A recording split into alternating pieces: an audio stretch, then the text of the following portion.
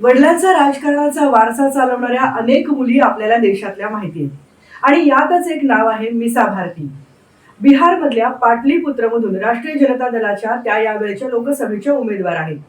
लालू प्रसाद यादव यांची मुलगी इतकीच त्यांची ओळख नाहीये, तर आपण जर सत्तेवर आलो तर मोदी जेलमध्ये असतील असं वादग्रस्त वक्तव्य करून खळबळ उडवून त्यांनी दिली होती.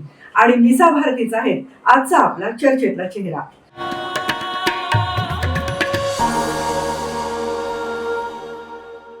राजकारणात आपल्या आगळ्या वेगळ्या शैलीमुळे प्रसिद्ध असलेल्या लोकप्रिय असलेल्या लालू प्रसाद यादव यांची पहिली मुलगी मीसा भारती. बिहारचे माजी मुख्यमंत्री, देशाचे माजी रेल्वे मंत्री, राज्यसभेचे खासदार आणि राष्ट्रीय जनता दलाचे अध्यक्ष लालू प्रसाद यादव यांची मुलगी मीसा भारती यावेळेला लोकसभा निवडणुकीत पाटलीपुत्रमधून सलग तिसऱ्यांदा निवडणूक लढवतीये.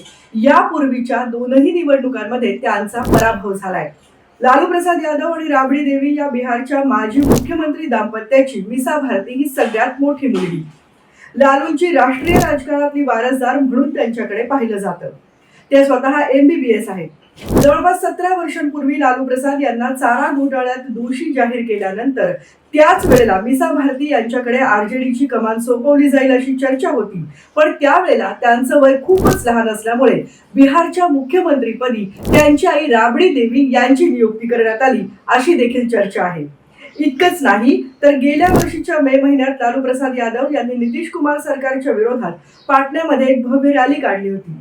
तेज प्रताप यादव आणि तेजस्वी यादव यांच्यासाठी ही लॉन्चिंग रॅली काढल्याचं जरी मानलं जात होतं, तरी त्याची सगळी जबाबदारी आणि नियोजन मीसा भारती यांच्याकडेच होतं. आणि त्या पूर्वीपासूनच सक्रिय जरी राजकारणात नसल्या तरी पडद्यामागे अनेक जबाबदाऱ्या निभवण्यामध्ये सक्रिय होत्या.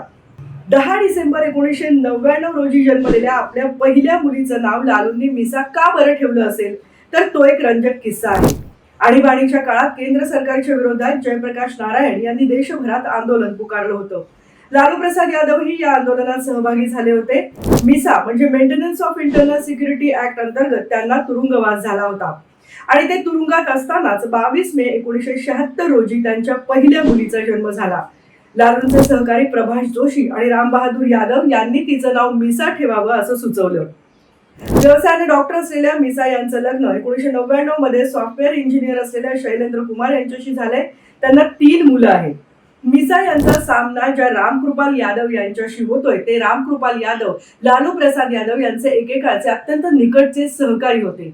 इतकंच नाही तर मीसा भारती आणि रामकृपाल यादव यांची जोडी बिहारच्या राजकारणामध्ये चाचा भतीजीची जोडी म्हणून देखील प्रसिद्ध होती. पण 2014 मध्ये रामकृपाल यादव यांनी राजदमधून बंडखोरी केली. ते अपक्ष लढले आणि त्यांनी मीसा भारतींना पराभूत केलं. या पराभवानंतर 2016 मध्ये मीसा या पहिल्यांदा राज्यसभेवर गेल्या. 2019 ची निवडणूक रामकृपाल यादव भाजपच्या तिकिटावर लढले. त्यावेळेलाही मीसा यांचा जोरदार पराभव झाला होता. रामकृपाल यादव यांना त्यावेळेला केंद्रात मंत्रिपदही देण्यात आलं होतं.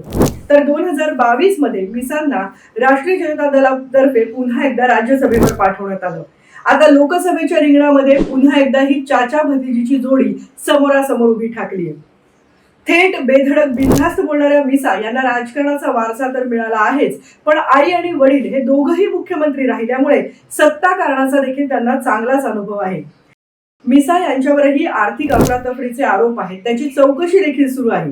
राजकारणातले चढ उतार त्यांनी जवळून पाहिले. लालू प्रसाद यादव यांना भविष्यात निवडणुका लढता येतील का, आणि जरी लढता आल्या तरी त्याला काहीसा वेळ लागेलच. ही सगळी परिस्थिती लक्षात घेता मुलगा तेजस्वी यादव याला राज्याच्या राजकारणाची कमान सोपवायची आणि मीसाला राष्ट्रीय राजकारणामध्ये आणायची लालूंची इच्छा आहे.